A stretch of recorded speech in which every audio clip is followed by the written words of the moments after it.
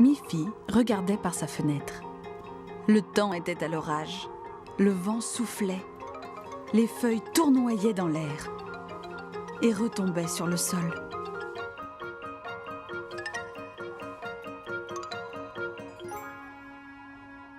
Mais soudain, le soleil apparut. Et le vent cessa. Une fois encore, la journée s'annonçait très belle.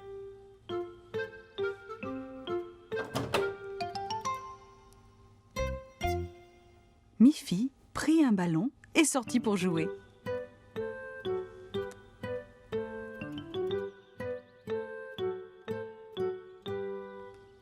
Miffy jeta le ballon très haut dans le ciel.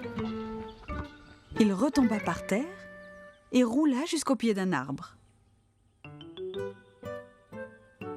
Miffy courut pour le ramasser. Et savez-vous ce qu'elle vit alors ? Un tout petit oisillon. La tempête l'avait expulsé de son nid. Et il était encore trop petit pour pouvoir voler. Oh là là, dit Miffy. ce pauvre petit oiseau a besoin d'aide. Mais qu'est-ce que je peux faire? Miffy décida de l'emmener chez elle et le montra à sa maman. Comment faire pour aider ce pauvre petit oiseau? Je pense que la tempête a dû le chasser de son nid. Il doit être blessé. Maman Pompon examina le petit oiseau.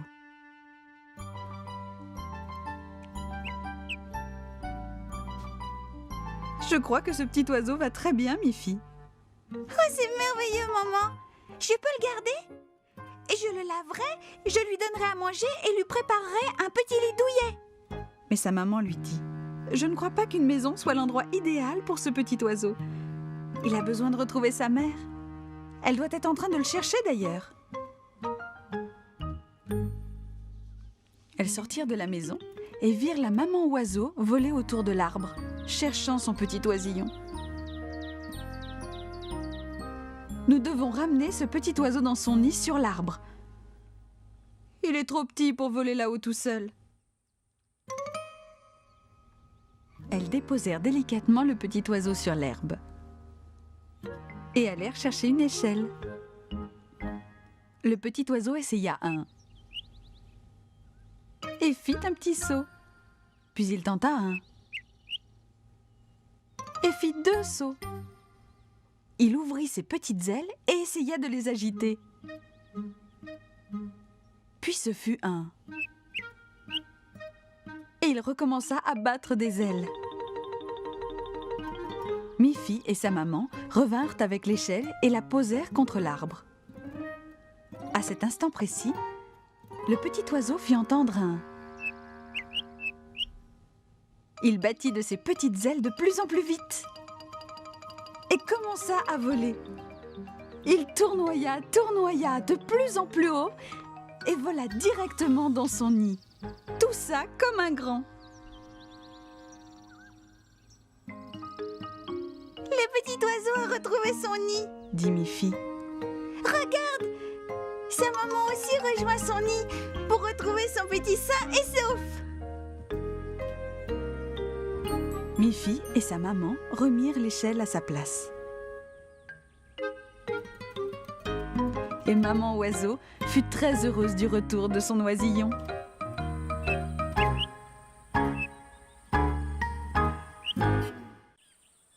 Miffy jouait au ballon dans le jardin. Quand Grogny, la nièce de Colette, arriva en courant vers elle. « Miffy, Miffy !» s'écria Grogny. « Tu veux bien jouer à cache-cache ?»« C'est un jeu formidable, Grogny !» dit Miffy. « Mais on n'est que toutes les deux.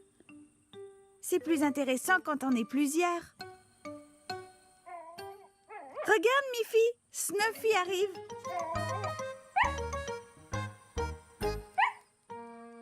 Alors, allons chercher Boris et Barbara. Comme ça, nous serons 4. Et Snuffy pourra nous regarder jouer à cache-cache. Elles s'en allèrent toutes les trois à travers la forêt et arrivèrent devant le joli chalet de Boris et Barbara. Bonjour Boris, Bonjour Barbara. Quand vous aurez fini votre travail, vous voulez jouer avec nous à cache-cache? Volontiers, dit Boris. Ça nous ferait très plaisir de jouer à cache-cache avec vous. Nous venons de finir de couper la bûche, alors on peut y aller. Très bien, commençons. Qui sera le chercheur? Non, Snuffy, dit Miffy. Ça ne serait pas juste. Tu pourrais renifler partout et nous retrouver trop facilement. Tu peux t'amuser en nous regardant jouer. Je serai le premier chercheur et vous pouvez tous aller vous cacher. Miffy leur tourna le dos et se mit lentement à compter jusqu'à 10. 1, 2, 3, 4, 5, 6, 7, 8, 9, 10. Miffy ouvrit les yeux et s'écria. J'arrive, prêt ou non? Miffy commença ses recherches dans la forêt. Entre-temps, Snuffy courut vers un arbre et se mit à aboyer. Boris sortit de sa cachette derrière l'arbre. Ce n'est pas du jeu, Snuffy. C'est Miffy qui doit nous trouver. Alors Barbara et Grogny quittèrent les arbres derrière lesquels elles s'étaient cachées. Maintenant, nous devons tout recommencer, dirent-elles. Exact, dit Miffy. Tu n'es pas censé être le chercheur, Snuffy. Et surtout d'aboyer. Tu dois rester tranquille. C'est à moi de chercher les autres qui sont cachés. Une fois de plus, Miffy leur tourna le dos et ferma les yeux. Tandis que Boris, Barbara et Grogny repartirent se cacher. Cette fois, Snuffy ne bougea plus. J'arrive, prêt ou non? Lança Miffy. Elle regarda derrière chaque arbre. Je t'ai vu, Boris. Je t'ai vu, Grogny. Elle regarda partout ailleurs, mais elle ne trouva pas Barbara. Où pouvait-elle bien être? J'ai peur que Barbara ne se soit perdue, dit Miffy. J'ai regardé derrière chaque arbre. Maintenant, tu peux aboyer, Snuffy. Aide-nous à retrouver Barbara. Snuffy courut tout droit vers un arbre et se mit à aboyer bruyamment. Mais Barbara n'était pas là. Snuffy continua à aboyer. Ils levèrent la tête.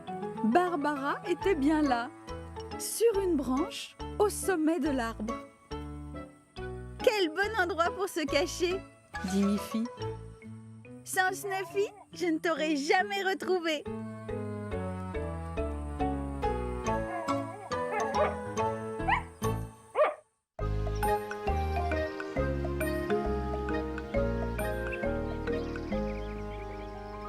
Dans la classe de Miffy, il y avait un grand mur tout blanc. Miffy leva la main et demanda à sa maîtresse. Est-ce qu'on ne pourrait pas décorer le mur avec de jolis tableaux? On pourrait faire des dessins et les accrocher dessus. C'est une excellente idée, Miffy, dit la maîtresse. La maîtresse distribua du papier, des crayons, de la peinture. Aussitôt, tout le monde se mit à dessiner.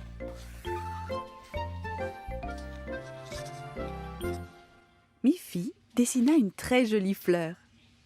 Mélanie dessina des coquillages. Agathe dessina un poisson. Guillemette, elle, dessina un bateau avec des voiles. Miffy utilisa la peinture jaune pour sa fleur et verte pour la tige et les feuilles.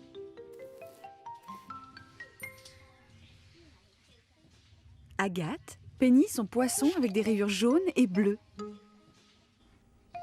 Winnie coloria son bateau en bleu et elle peignit les voiles en rouge, jaune et bleu. Je ne sais pas quoi dessiner d'autre, dit Mélanie quand elle eut fini son tableau. Moi non plus, dit Guillemette. Nous avons besoin de beaucoup de tableaux pour couvrir le mur, dit Miffy. Allons les enfants, dit la maîtresse. Il fait très beau aujourd'hui. Prenez votre matériel et allons nous installer dehors. Vous trouverez un tas de choses à dessiner en regardant autour de vous. Dans la cour de récréation, les enfants s'inspirèrent de ce qu'ils voyaient. Miffy remarqua d'autres fleurs de couleur qu'elle pouvait dessiner. Mélanie dessina un minuscule papillon rouge. Et Guillemette dessina un grand arbre. Il y avait tant de choses différentes à dessiner dans la nature.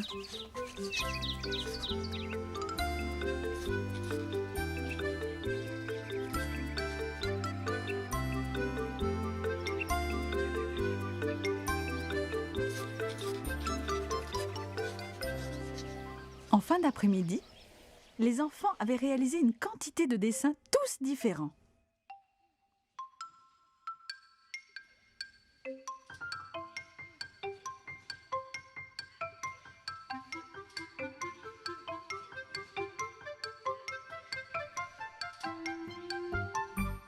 La maîtresse était très contente d'avoir autant de nouveaux dessins à mettre au mur.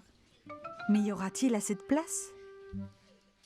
Nous devons faire attention à bien placer toutes les peintures les unes à côté des autres pour qu'il y ait assez de place pour chacune d'elles, dit-elle.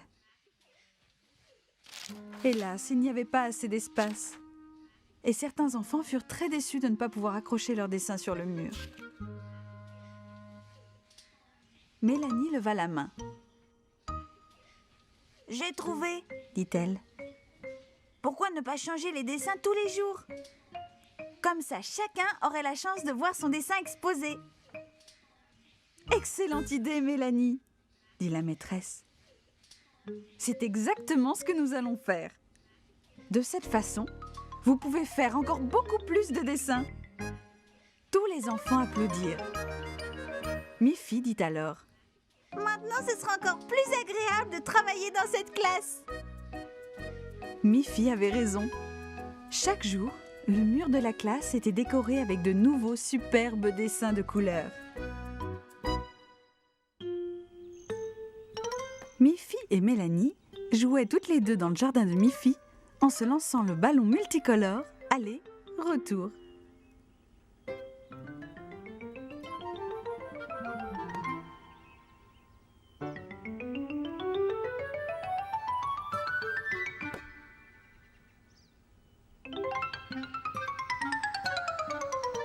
Mélanie lança le ballon très haut dans les airs. Et Miffy ne put voir où le ballon avait atterri. En cherchant le ballon derrière un arbre, elle trouva autre chose. C'était un œuf bleu. « Comme il est joli !» dit Miffy. Elle oublia complètement le ballon perdu et regardait fascinée le petit œuf bleu. « Qu'est-ce que tu crois qu'il y a à l'intérieur, Mélanie ?» dit-elle. À cet instant, Colette arriva. « Je vois que vous avez un œuf bleu, » dit Colette. « Vous croyez que vous allez trouver des carottes bleues dans un œuf bleu ?»« Mais pas du tout. Les carottes ne poussent pas dans les œufs. Ma grand-mère dit qu'on trouve des chaussettes bleues à l'intérieur de ces œufs. Je ne le crois pas. On achète les chaussettes dans un magasin. Les œufs viennent des oiseaux. Il doit y avoir un nid dans l'un de ces arbres. » Mélanie leva les yeux et vit un nid sur la branche avec un gros oiseau rouge bien installé. Miffy se demanda: « Est-ce qu'un oiseau rouge peut pondre un œuf bleu ?» Colette dit: « Je suis rose et mes parents sont aussi roses. » Mélanie dit: « Je suis brune et mon père et ma mère sont aussi bruns. » Miffy dit: « C'est peut-être différent avec les œufs. On sait que des œufs blancs ou bruns donnent des poussins jaunes. » Colette souleva Miffy suffisamment pour qu'elle puisse remettre l'œuf bleu dans le nid sous l'oiseau rouge. Maman oiseau se nicha doucement sur l'œuf bleu et siffla une joyeuse chanson. Colette retrouva le ballon. Elles eurent beaucoup de plaisir en jouant ensemble.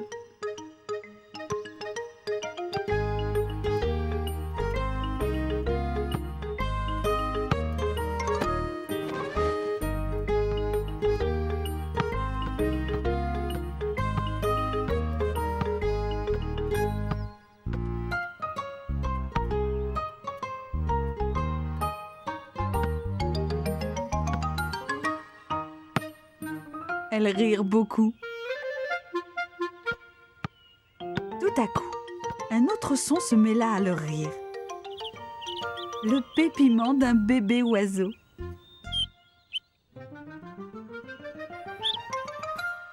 Il était là, dans le nid, un minuscule oisillon rouge. Miffy comprit que la couleur extérieure n'était pas forcément la même qu'à l'intérieur.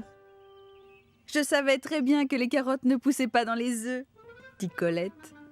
« Je voulais simplement faire une plaisanterie sur les carottes bleues. »« Moi aussi, dit Mélanie.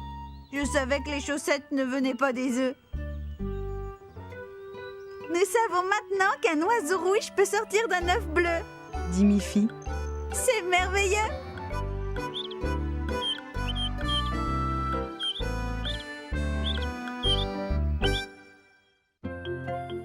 Miffy adorait jouer dans la neige.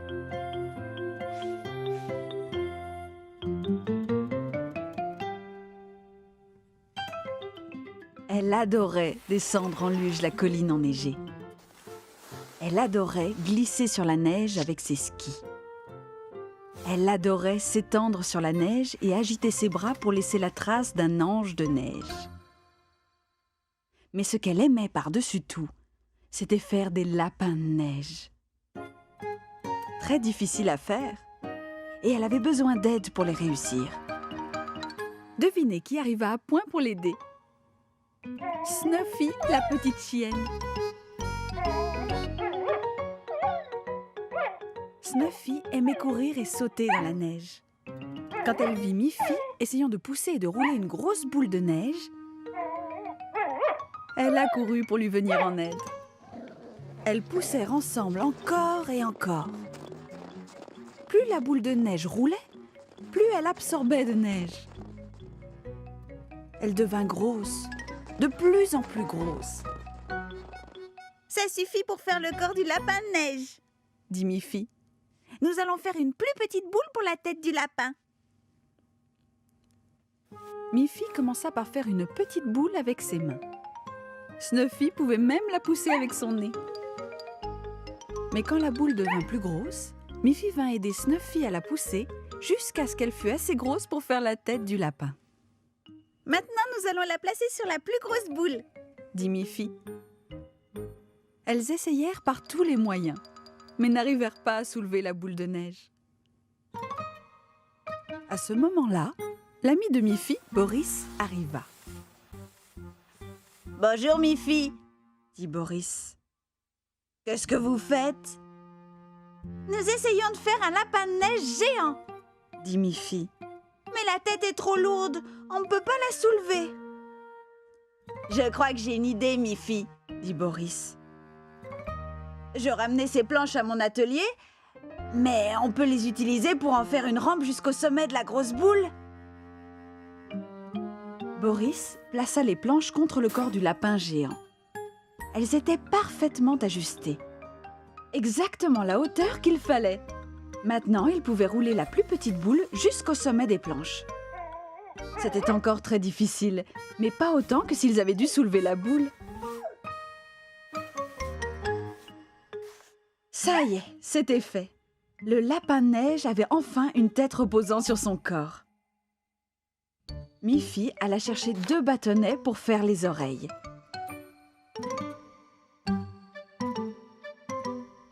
Elle enfonça les 2 petits bâtons sur le sommet de la tête. « Ça ne ressemble pas à des oreilles de lapin !» dit Miffy. Il lui vint une idée.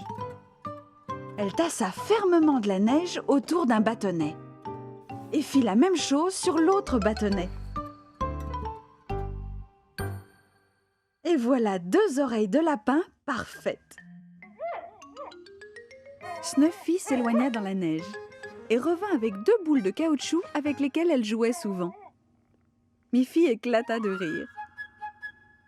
Elle enfonça les 2 boules dans la tête du lapin. « Il a des yeux maintenant !» dit Miffy. « Il peut voir le travail qu'on a fait, grâce à vous deux, Snuffy et Boris. » Vous êtes très habiles tous les deux. Finalement, Miffy ajouta une carotte pour faire le nez du lapin. Le lapin de neige était enfin complet.